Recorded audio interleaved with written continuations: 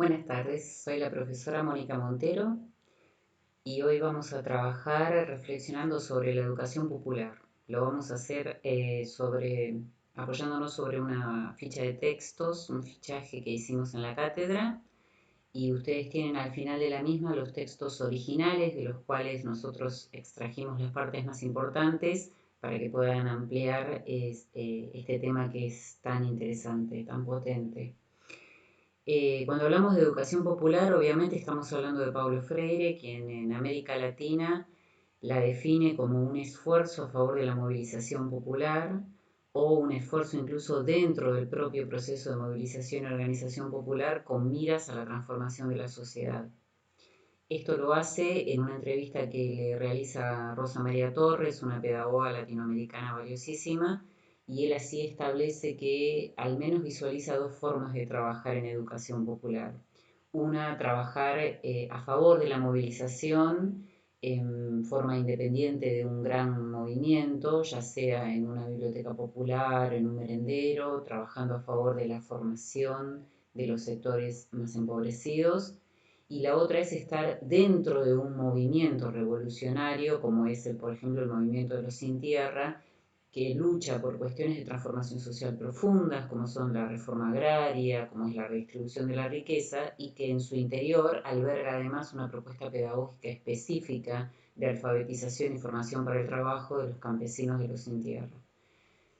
De cualquiera de las dos maneras, dice Paulo Freire, cuando uno analiza cuántas expresiones de educación popular hay en un país, lo que está viendo es qué nivel de lucha de clases existe en ese lugar.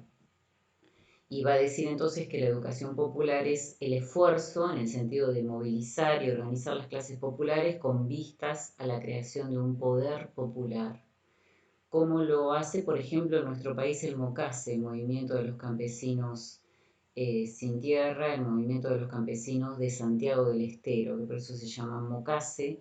que están planteando conseguir la titularidad de las tierras que habitan hace años y que al mismo tiempo están planteando cómo aprovechar productivamente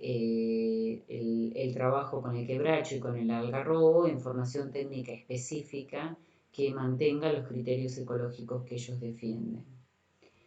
La educación popular, sin embargo, recuerden,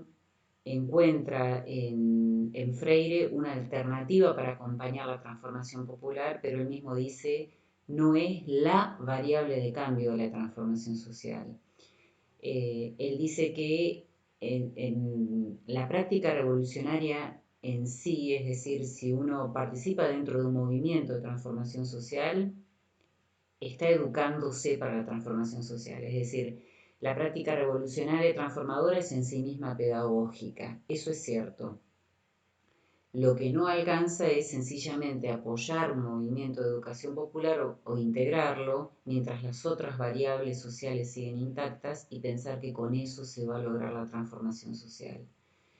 Igualmente dice,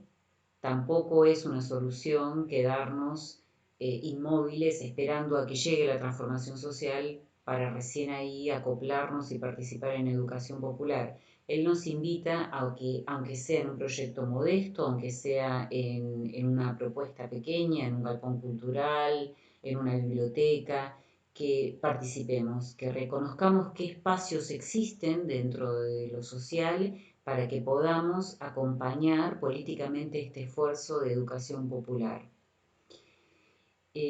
Otra personalidad en nuestro país que apoya fuertemente la educación popular es Pablo Pinó.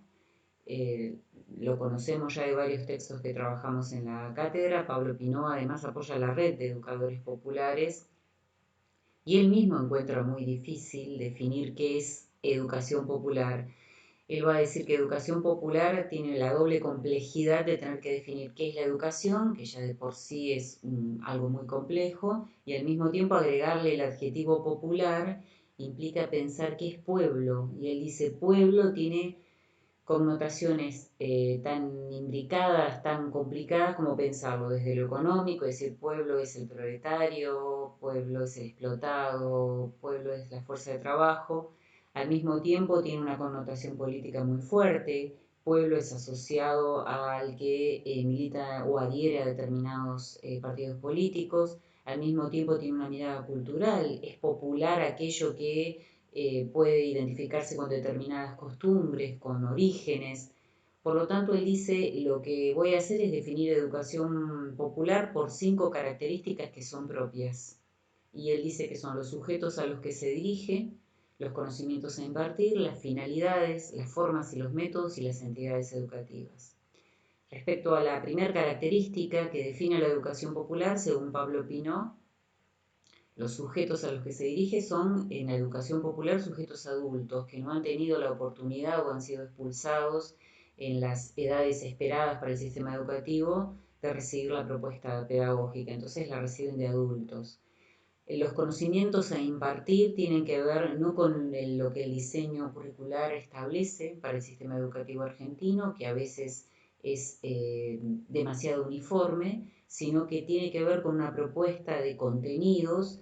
muy contextualizada a la realidad de vida y a las necesidades de los sujetos que están siendo los educandos. Las finalidades son distintas también, mientras el sistema educativo sigue teniendo mucha carga de disciplinamiento en la finalidad, la educación popular se propone generar movimientos de participación, de lucha, de organización. Las formas y métodos son diferentes. En la educación popular se proponen técnicas y construcciones metodológicas que atienden más al protagonismo de los educandos, a que puedan hacer escuchar su voz, a que sean protagonistas del proceso educativo. Y en cuanto a las entidades educativas, muchas veces no son escuelas, aunque a veces sí prestan sus edificios, sino que se dan en merenderos, en sectores, en lugares que son galpones comunitarios, que tienen más que ver con organizaciones populares que con sistema educativo. Estos son los 5 rasgos que define Pablo Pinot, quien además sostiene que en nuestro país la trayectoria de la educación popular es muy extensa. Él dice que comienza alrededor de 1850 y la periodiza en 4 etapas de acuerdo a cómo se relaciona la educación popular con el sistema educativo oficial. Entonces va a decir que hay 4 periodos: el de homologización, el de complementariedad, el de síntesis y el de oposición. Vayamos uno por uno.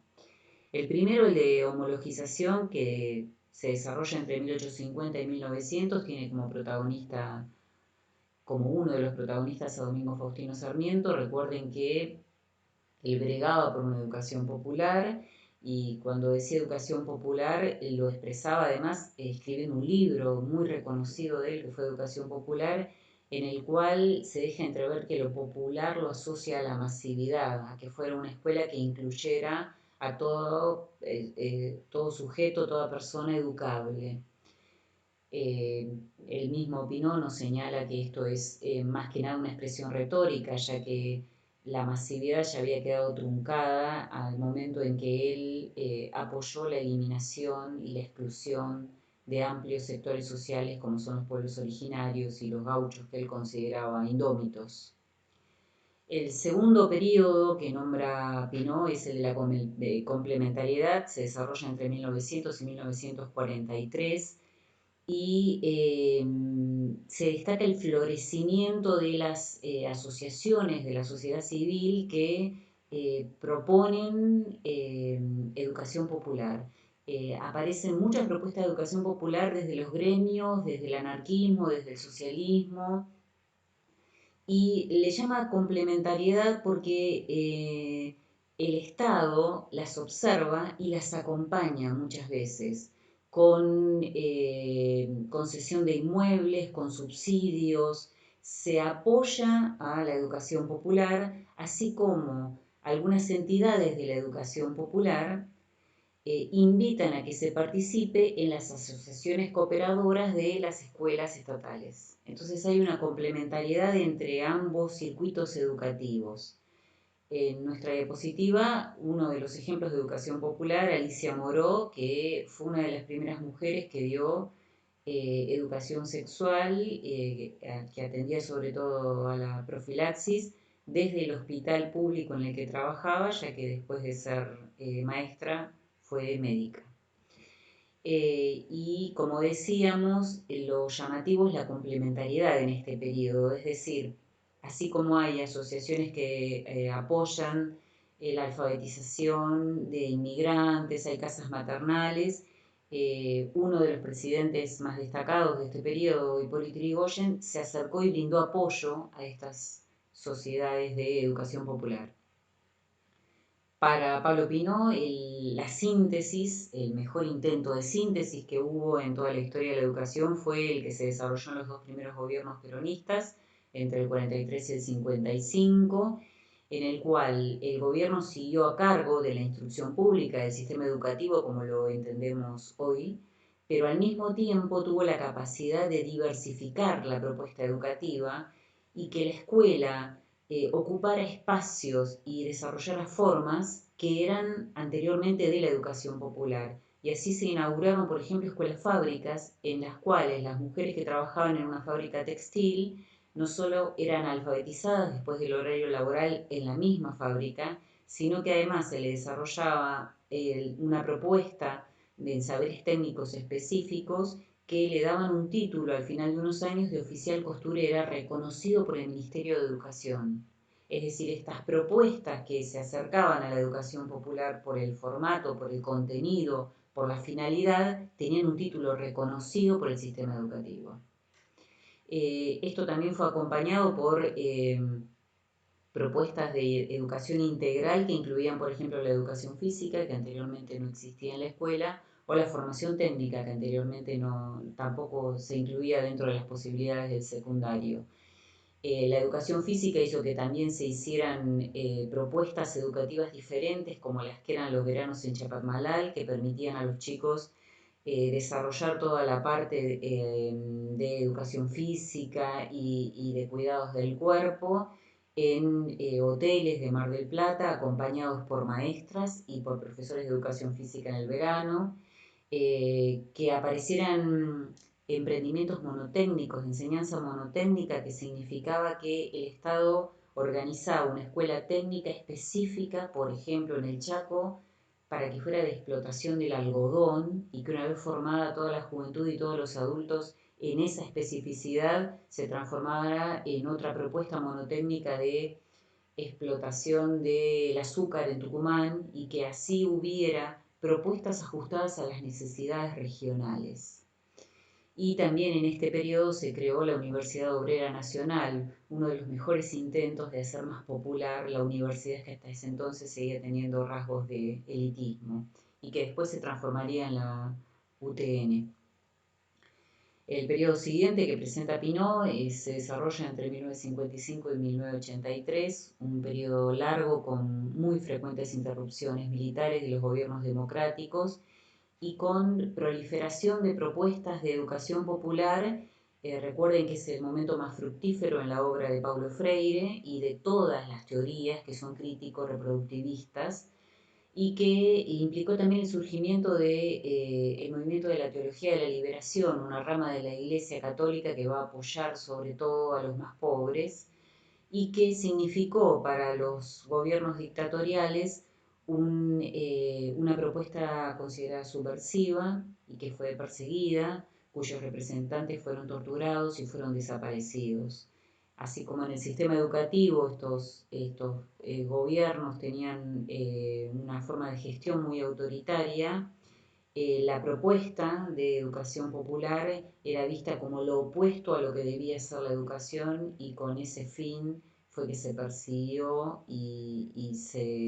se acotó tanto la propuesta educativa popular en este periodo. Nosotros agregamos de la mano de Elizalde otro movimiento que nos parece muy potente para entender lo que es la educación popular y es el de las fábricas recuperadas. En los 90, durante el gobierno neoliberal de Carlos Menem, los dos gobiernos de Menem, se produjo un vaciamiento de empresas que presentaban quiebras fraudulentas y que dejaban en la calle a miles de trabajadores porque destinaban los fondos por ejemplo, a cuestiones de especulación financiera. Los obreros despedidos en una época de terrible recesión económica no tenían otro trabajo alternativo, entonces se propusieron organizarse como cooperativa, pedir autorización al gobierno para recuperar esas fábricas y para explotarlas ellos. Y encontraron como una limitación la falta de conocimiento sobre cómo gestionar la parte contable, cómo gestionar la parte de seguridad, de sanidad. Entonces organizaron dentro de las mismas empresas recuperadas, por ejemplo la Sanón, cursos que ellos tenían todos los días y que después empezaron a soñar con que fueran bachilleratos, es decir, con que fueran reconocidos. Así que establecieron negociaciones con las autoridades educativas del sistema oficial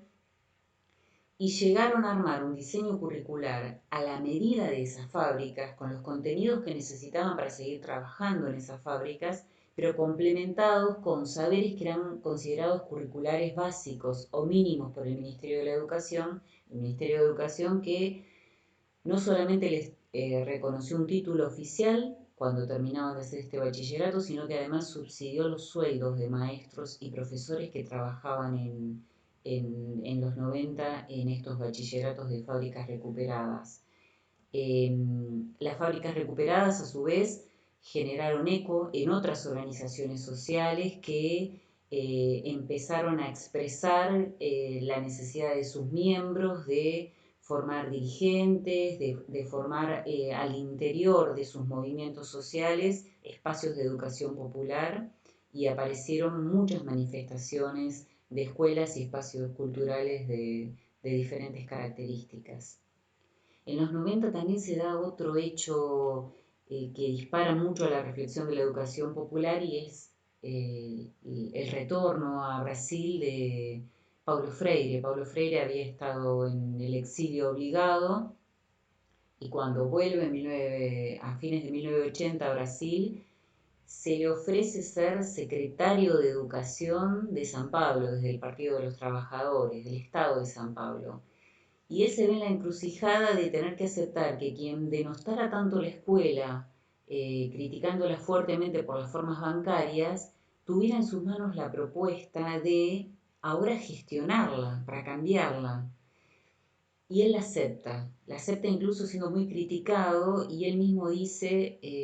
yo me alegro de que me digan que ahora soy distinto a lo que fui en 1960. Todas las personas tenemos una lectura y una trayectoria de vida que nos permite conflictuarnos, que nos permite enriquecernos y hoy mi postura es la defensa de la escuela, mejorándola y por eso recuerden que nosotros decimos que él es un representante de las teorías del conflicto que después puede ser considerado representante de las nuevas corrientes pedagógicas. Bueno, él asumió el cargo de ministro del Estado de San Pablo y justamente lo que hizo fue tratar de que el sistema educativo se fusionara con la educación popular, es decir, tomara los rasgos de la educación popular el sistema educativo. Y cuando se lo criticaba, él decía, a ver, yo no veo la contradicción, yo sigo siendo crítico de la escuela, pero creo que la escuela es un espacio de posibilidad y que esta es mi oportunidad de poner en práctica las ideas por las que luché tanto tiempo de cómo debiera ser una educación dialógica y emancipadora y ver que se puede albergar esa propuesta dentro del sistema educativo. Que se puede democratizar la escuela y que se puede superar ese autoritarismo que parece intrínseco que existe en el sistema educativo, también en el brasilero, ¿no? Entonces él con esto abrió la invitación a participar, él terminó su gestión antes de tiempo por cuestiones de salud, entre otras cosas,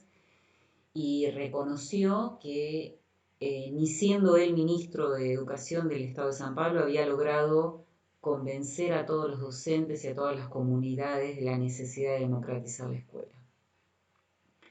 Y esto fue un límite para él, que cuando le dijeron cómo siendo usted autoridad no logró impregnar al sistema educativo de lo que usted quería,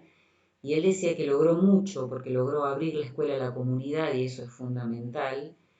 pero que si él hubiera obligado a los docentes a ser democráticos, esto hubiera sido algo imposible, hubiera sido una contradicción intrínseca.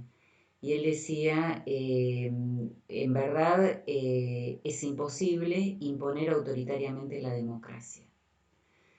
Él decía, yo no soy espontaneísta, yo no creo que hay que dejar que todo suceda como sucede espontáneamente, yo creo que hay que intervenir y por eso acepté este cargo, pero al mismo tiempo no estoy de acuerdo ni con el autoritarismo ni con la manipulación